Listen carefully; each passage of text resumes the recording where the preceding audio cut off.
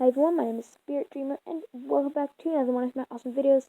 So please subscribe and like as well. Thank you. So let's get right into the video. I think this is either part 3 or part 4 of the Nightmare Machine. So let's get into it. When Buckshot and Greenleaf finally arrived at the gates to the wall, which is the only way in and or out of the wall that led to the Glow Clan to Glow Clan and Ancient Clan territory and village. Nonetheless, a city or a kingdom or village or whatever you want to call it. Kingdom. Okay, I'll just call it a kingdom. The guards stepped. The guards jumped off their posts. Wait, hold on. Let me think for a second. Oh yeah. Okay, so this is how it happened. The guards noticed the two racing toward the gate, and they were instantly really alarmed by how fast they were approaching. However, even though it looked like you could fly right over the gate, you couldn't. There was an invisible barrier that was put there many years ago by Ancient Clan, Glow Clan, and Rogue Clan. All three clans teamed up and put up an ancient invisible gate that would keep all creatures out, mainly Death Clan. And the wall was also impenetrable as well. However, the wall is what gave the invisible gate some kind of ground to stand on. The guards jumped down and stood in front of the gate. Halt! The two of them stopped in front of the guards, gasping and panting. However, they looked up at them in fear. We need to get inside, please. As the two of them were panting heavily, and they were almost out of breath completely. The guards looked at them in a concerned way, but knew that whatever what was out there was trying to harm them, and that their only safety was inside. Even though it was at night, and it was more of a time when no one was allowed to pass the gate, if someone was out there coming here this late at night, as scared as these two, they knew they had to let them in. It seemed that someone was trying to kill them. Or at least that's what the guards thought. Maybe. They weren't exactly sure, but they let them in. Where are we going, brother? Greenleaf asked. We're going to Flutter's house. Greenleaf said, Flutter? Where does she live? Do you know? And a Buckshot said, I think she said she lives down by the crystal clear water. You mean Crystal Lake? Greenleaf said. Yeah, Crystal Lake. That's it. But a Buckshot said, finally remembering where he was supposed to go now. When they finally arrived at Crystal Lake, they saw one house on a small hill. It was a beautiful house, and it wasn't very big, but it was decent, and it had a nice porch on it too. It even had a bridge going to it, and had a very nice walkway going up to it as well.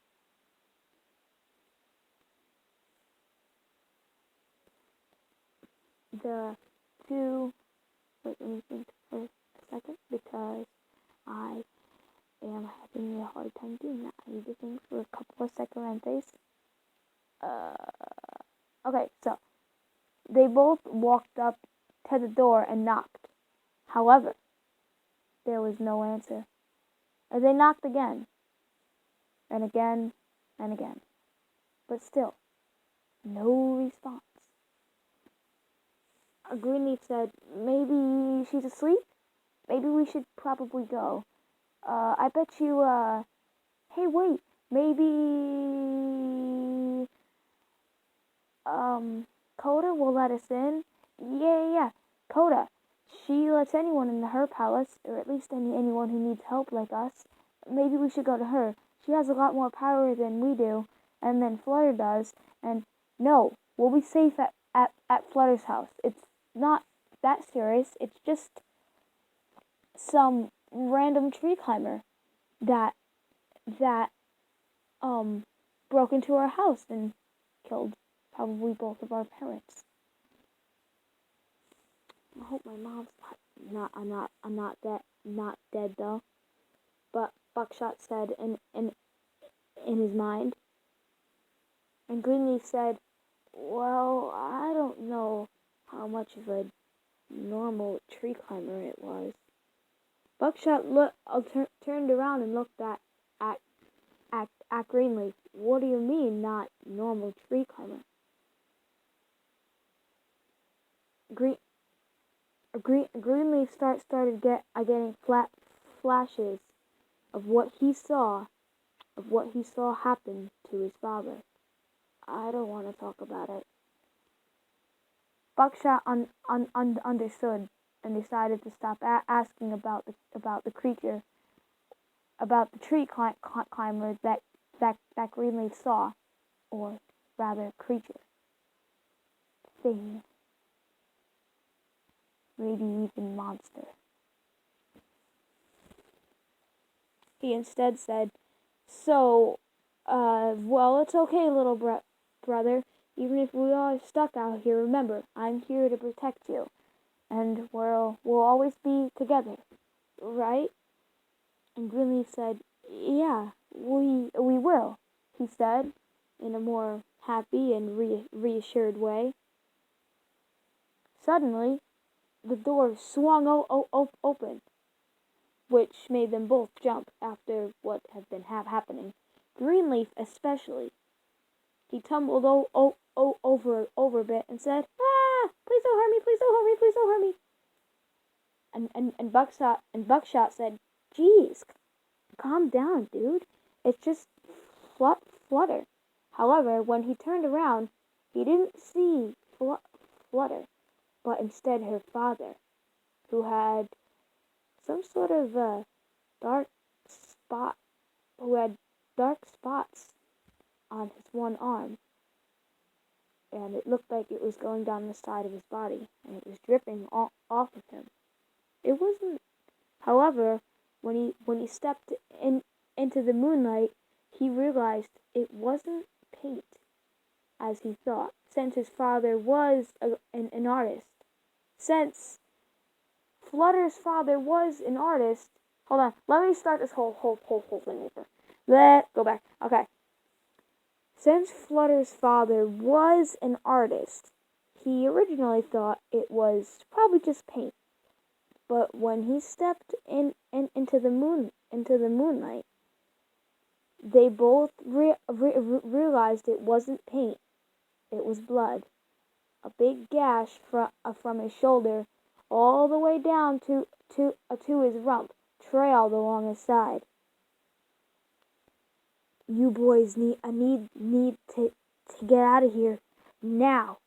Go. But a Buckshot said, where's Flutter? Where is she?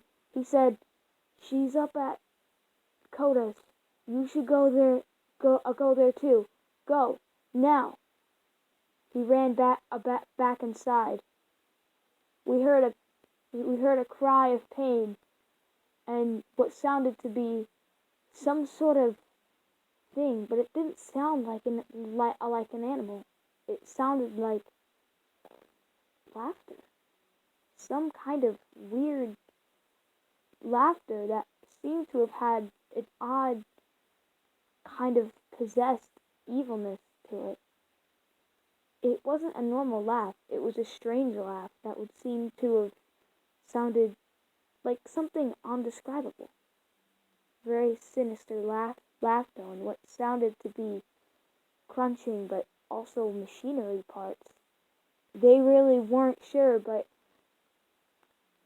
when Buckshot turned around to grab his brother was gone, already off in in in the direction of Kota's palace.